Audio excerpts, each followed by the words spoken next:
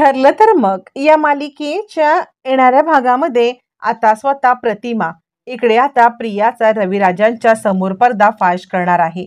अर्जुनला इकडे आता म्हणजे सायलीच्या मोबाईलवरती प्रियाने मुद्दाम प्रतिमाच्या मोबाईलवरून मेसेज पाठवलेले असतात आणि असे घाणघाण मेसेज असतात की ज्याच्यामुळे अर्जुनला जरा टेन्शनच येतं. काय आहे हे सगळं? म्हणजे मिसेस सायली या सगळ्यामध्ये मला काही बोलतच नाहीयेत आणि आता मला त्यांना सगळं सत्य विचारायलाच पाहिजे. कोण हा मेसेज करतोय आणि कसले हे मेसेज आहेत हे सत्य मला आता कळायलाच पाहिजे. आणि आता ते मेसेज इकडे अर्जुनने वाचल्यावरती त्याला तर ते मेसेजचा अर्थच कळत नाही. मला तुझ्याशी तासनतास बोलायला आवडतं. तुला माझ्या मिठीत घेतल्यावरती मला ना खूप आनंद होतो. तुझ्या मांडीवरती डोकं ठेवून ज्या वेळेला मी झोपतो ना, म्हणजे तुझ्या मांडीवर डोकं टेकलं ना की मला खूप छान वाटतं. हे असले मेसेज अर्जुनला काहीच कळत नाही. तो कन्फ्यूज होतो आणि सायली या सगळ्यामध्ये त्या मेसेजला हसून रिप्लाय देत असते. कारण सायलीला माहिती असतं की हे मेसेज प्रतिमा हत्या करते, पण माहीत नसतं ते फक्त अर्जुनला. त्यामुळे अर्जुन पॅनिक होतो.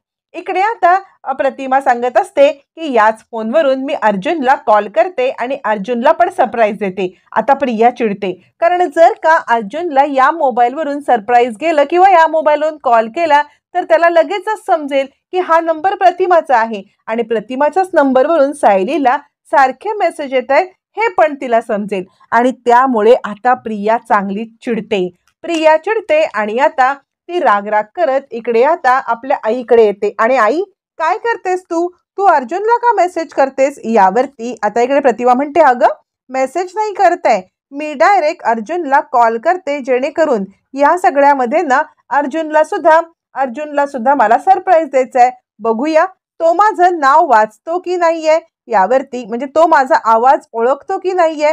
असं म्हटल्यावरती आता इकडे प्रिया म्हणते, नाही, तू आत्ता सध्या अर्जुनला कॉल करू नकोस, कारण ना या सगळ्यामध्ये आपण त्याला सरप्राईज देऊ. असं म्हटल्यावरती इकडे आता प्रिया या सगळ्यामध्ये का आपल्याला थांबवते आहे हे आता प्रतिमाला काही कळतच नाही. प्रतिमाला समजत नाही. पण त्यावरती सुमन म्हणते, सायली, म्हणजे आता सायलीला तर मेसेज केला ना, मग सायलीने सांगितलं असेल ना, म्हणजे अर्जुनला नक्कीच सायलीने सांगितलं असेल. यावरती आता इकडे प्रतिमा म्हणते, नाही, मी न तिला सांगितलेलं नाहीये, म्हणजे मी तिला बोललेच नाही. आता हे सगळं चालू असतं त्यावेळेला इकडे मात्र जे मेसेज आलेले असतात ते वाचून जरा अर्जुनला विचित्र वाटतं. मग त्यामुळे अर्जुन आता एक काम करतो, तो विचार करतो, आता मी या मेसेजच्या ज्या नंबरवरून येतोय त्या नंबरलाच कॉल करतो. असं म्हटल्यावरती आता मात्र इकडे सायली येते आणि सायली म्हणते, सर काय झालं? अर्जुन म्हणतो, काही नाही. अर्जुन का रागावलाय सायलीला काही कळत नसतं. अर्जुन म्हणत असतो, कुसुमताईचा फोन होता का? पण कुसुमताईचा फोन तुमच्याकडे सेव्ह नाही आहे का? सायली म्हणते, नाही सर, अहो कुसुमताईचा नवीन फोन आहे हा. असं म्हटल्यावरती आता तर अर्जुनला खूपच राग येतो. अर्जुनला राग येतो की या सगळ्यामध्ये सायली माझ्यासोबत खोटं का बोलत आहेत, असं का वागतायत त्या, असा त्याला आता मोठा प्रश्नच पडतो. आणि त्यामुळे मग मात्र आता इकडे सायली पण थोडीशी गडबडते की काय होतंय, आपण अर्जुन सरांसोबत खोटं बोलतोय, हे वागणं आपलं चुकीचं आहे. आपण सांगून टाकूया का की हे सगळं प्रतिमा आत्यांचा नंबर आहे किंवा प्रतिमा आत्यांनी या सगळ्यामध्ये आता कॉल केला होता किंवा त्यांनी तुम्हाला सांगायला नको सांगितलं होतं. असं म्हटल्यावरती आता मात्र इकडे सायली विचारच करत बसते. तितक्यात प्रतिमाचा तिला पुन्हा कॉल येतो. प्रतिमा म्हणते, सायली, अगं अर्जुन आहे का? यावरती सायली सांगते, हो, अर्जुन सर आहेत ना इकडे, तुम्हाला अर्जुन सरांसोबत बोलायचं आहे का? यावरती प्रतिमा सांगते, हो, मला अर्जुन सोबत बोलायचं आहे.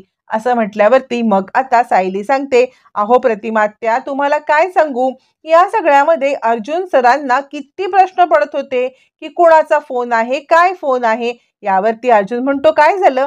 यावरती सायली म्हणते, अहो तुम्हाला प्रश्न पडला होता ना की हा फोन कुणाचा आहे, काय आहे, तर हा फोन आहे प्रतिमा आत्याचा. प्रतिमा आत्या या सगळ्यामधून मला आता मेसेज करत होत्या. आणि यावरती अर्जुन म्हणतो, मला का नाही सांगितलं? सायली म्हणते, अहो नाही, प्रतिमा त्या मेसेज करत होत्या आणि त्या तुम्हाला नको सांगत होत्या सांगायला. यावरती मग मात्र अर्जुन ते मेसेज पाहतो. त्यावर अर्जुनला आता मात्र हसायलाच येतं. अर्जुनला हसायला येतं आणि आता अर्जुन विचार करतो, अरे बापरे, म्हणजे हे सगळे मेसेज प्रतिमा आत्या करत होती. तर आता अर्जुनचा हा गैरसमज दूर होतो. पण अर्जुनला समजलंय की या सगळ्यामध्ये प्रतिमा आत्याचा हा मोबाईल आहे हे प्रियाला माहीत नसतं. इथेच मोठा ट्विस्ट येणार असतो. प्रियाला या सगळ्यामध्ये बरोबर आता अडकायला होणार असतं. मग त्यानंतर प्रिया त्याच मोबाईलवरून मेसेज करते सायलीला आणि त्याच्यामध्ये सांगते, आज मला बाहेर भेटायला येशील का? मला तुझी खूप आठवण येते. ज्या ठिकाणी मी तुला भेटायला बोलवते त्या ठिकाणी तू मला भेटायला येशील का? आता मात्र इकडे सायलीला कळत नाही की प्रतिमा त्या अशा पद्धतीने का मला भेटायला बोलवतील. नक्कीच काहीतरी कारण असेल का? मग ती विचार करते, नाही नाही, मला अर्जुन सरांसोबत बोललं पाहिजे. अर्जुन सरांसोबत बोलल्याशिवाय मी या सगळ्यामध्ये जाऊ नाही शकत. काहीतरी प्रॉब्लेम असू शकतो का? काहीतरी प्रतिमा त्या अडचणीत अडकले असू शकतात का? नाही नाही, मला आता जायलाच पाहिजे असं म्हणत इकडे आता अर्जुन सरांना सांगण्यास सायली ते मेसेज दाखवते. त्यावरती अर्जुन विचार करतो, प्रतिमा आत्याने का भेटायला बोलवलं असेल? नाही नाही, काहीतरी गडबड आहे. मला या नंबरला कॉल करून प्रतिमा आत्याला विचारायला पाहिजे. मग सायली पुन्हा प्रतिमा आत्याला कॉल करते. काय झालं प्रतिमा आत्या, तुम्ही का मला इकडे बोलवलं? यावर प्रतिमा म्हणते, नाही ग सायली, मी का तुला बोलवीन? यावरती सायली म्हणते, नाही, तुमच्या मोबाईलवरून मेसेज आलेले आहेत.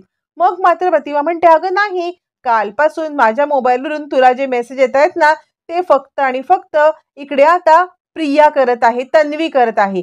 हे ऐकल्यावरती आता मात्र अर्जुनच्या लगेच लक्षात झटक्यात प्रकार येतो की हे सगळं तन्वीचं नाटक होतं.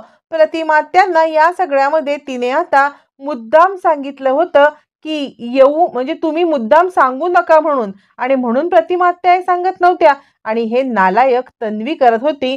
नाही नाही, आता ह्या तन्वीचा पर्दाफाश करायलाच पाहिजे. प्रतिमा आत्यांच्या हातूनच मला आता हे सगळं तिला सांगायला पाहिजे. मग आता इकडे अर्जुन प्रतिमा आत्याला फोन करतो आणि आता तो सांगतो, प्रतिमा आत्या, तुझ्या मोबाईलवरून मला जे मेसेज आलेत ते मेसेज मी तुला पाठवलेत. हे मेसेज तू पाठवलेस का? असं म्हटल्यावरती आता मात्र इकडे प्रतिमा ते मेसेज पाहते आणि आता ती फोनवर सांगते, नाही रे अर्जुन, मी का मेसेज असे पाठवीन? असे घाणेरडे मेसेज मी अननोन नंबरवरून कसे बरं पाठवीन? यावरती आता मात्र अर्जुन म्हणतो, हे तुझ्या मोबाईलमधून मेसेज आलेत आणि त्यामुळे आमच्या दोघांच्यात गैरसमज झाला. मग आता इकडे प्रतिमा फोन देते रविराजांना. रविराज म्हणतो, काय झालं रे, कशावरून तुमच्या दोघांच्यात गैरसमज झाले? यावरती आता इकडे सगळा प्रकार अर्जुन सांगायला लागतो. अर्जुन म्हणतो, या सगळ्यामध्ये प्रतिमा आत्याच्या मोबाईलवरून हे असे असे मेसेज आले होते. मग रविराज ते मेसेज पाहतात आणि म्हणतात, अरे हे मेसेज कोणी केले? मग आता प्रतिमा सांगायला लागते, माझा हा मोबाईल तर तन्वीकडे होता. तन्वीने माझा मोबाईल घेतला होता आणि तिनेच मला कसे मेसेज करायचे सांगितले आणि तिनेच पाठवले. आणि त्यानंतर ती मला हे सुद्धा म्हटली होती की या सगळ्यामध्ये प्रतिमा त्या म्हणजे म्हणजे हा फोन तुमचा आहे हे तुम्ही सायलीला सांगू नका. हा फोन माझा आहे हे सायलीला न सांगता आधी मेसेज करा. अर्जुनला सांगू नका, फक्त सायलीला फोन करा. असं म्हटल्यावरती इकडे आता सायलीला पण सांगा की कुणालाही सांगू नको. रविराजांना झटक्यात प्रकार कळतो आणि रविराज चिडतो. आता नागराज पण गडबडतो, कारण ही प्रिया किती माती करेल अजून अजून या सगळ्यामध्ये तिला आता सुधारायचं नावच घ्यायचं नाहीये. माती माती, नुसतं माती. प्रतिमा म्हणते, जाऊ दे ना, तिने हो हे सगळं ना या गडबडीत केलं असेल किंवा तिने हे सगळं आता मात्र असंच केलं असेल. रविराज म्हणतात, काय असंच केलं असेल, गडबडीत केलं असेल, लाज नाही वाटत तिला हे सगळं करायला? रविराज एकदम चिडतात आणि म्हणतात, नाही नाही, हिच्याबद्दल जो समज माझा होता ना तोच समज बरोबर आहे. हिच्याबद्दलचा गैरसमज नाहीये, हा समज आहे. प्रिया लगेच उठून जायला निघते. रविराज म्हणतात, थांब, बस इकडे, का मेसेज केलेस तू? यावर प्रिया म्हणते, नाही, मी गंमत केली. रविराज म्हणतात, संसार मोडण्याची गंमत करायला एक वेळ मी खरं पण मानलं असतं, पण तू ह्याच्या आधी जो प्रकार केलेस ना त्यानंतर तुझं म्हणणं कुणीही खरं मानेल असं मला नाही वाटत. कळतंय का? याआधी डिवोर्स केलेस, त्याआधीही असे सगळे धंदे केलेस आणि त्यानंतर त्यानंतर आत्ता आत्ता हे असे मेसेज करतेस. तुला खरंच लाज नाही वाटत का? प्रिया म्हणते, बाबा तुम्हाला समजत नाही, मी गंमत केली तरी तुम्हाला ती गंमत वाटत नाही. रविराज म्हणतात, भास्कर. प्रतिमा सुद्धा चिडते. प्रतिमा म्हणते, तन्वी, असं कुणाचा संसार मोडण्याची गंमत कधी करायची नसते. असं म्हणत प्रतिमा पण प्रियाला चांगलीच फटकारते. रविराज फटकारतात आणि त्याच वेळेला रविराज एक सणकन थोबाडीत लावून देतात. बाद झालं. आत्तापर्यंत ज्या कुरघोडी केल्यास ना त्या कुरघोडी आता बास झाल्या. या सगळ्यामध्ये आता मात्र इकडे आता सायलीला अर्जुन सांगतो, हे सगळं ना प्रियाने केलेलं आहे. प्रियाने हे असे मेसेज तुम्हाला केले जेणेकरून आपल्यामध्ये या सगळ्यामध्ये भांडणं होतील.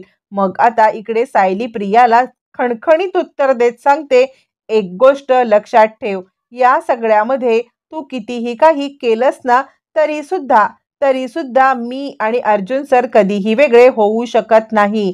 मी आणि अर्जुन सर आम्हाला दोघांना तू कधीच वेगळं करू शकत नाहीस, ही गोष्ट मात्र लक्षात ठेव.